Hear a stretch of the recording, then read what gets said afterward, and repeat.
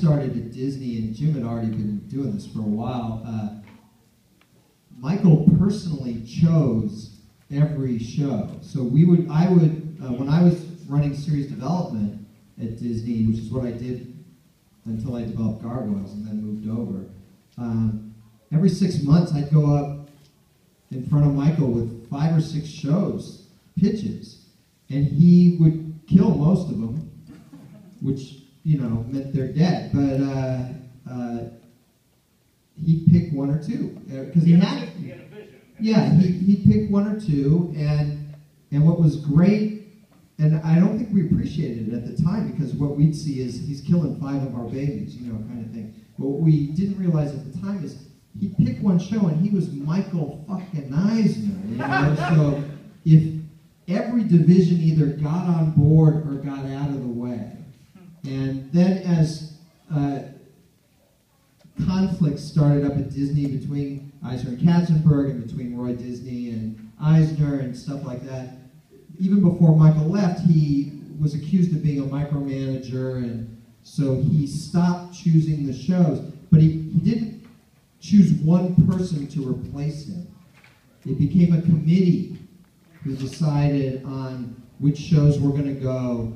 And it's much, much harder to sell a committee on anything, because all it takes is for one person on the committee to say no, and you can watch like wildfire around the table as everyone starts to doubt and wonder. They don't want to be the one guy who said yes to something that bombed. Yeah. And it really creates this culture of fear that the moguls didn't have to worry about.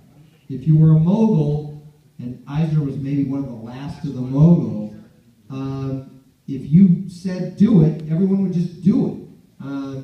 And nowadays, everybody's got to agree, and then even when they all agree, you'll see 4 or 5 divisions sort of go, yeah, well, we were never that big on that.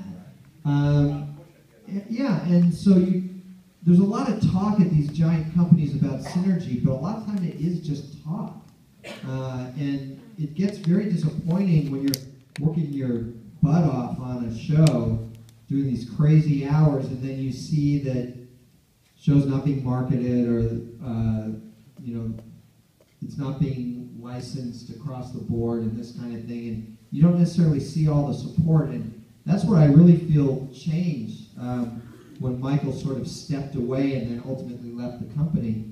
And even a guy like Iger, who runs it now, he doesn't pick those shows. He's way above doing that. It doesn't even probably occur to him to be the guy to do it. But Eisner used to personally choose which shows were going to go. I mean, he even told you to go make gummy bears, didn't he? I mean,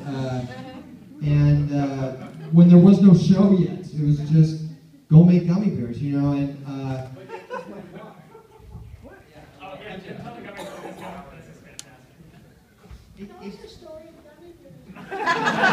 well, when a man and a woman love each other.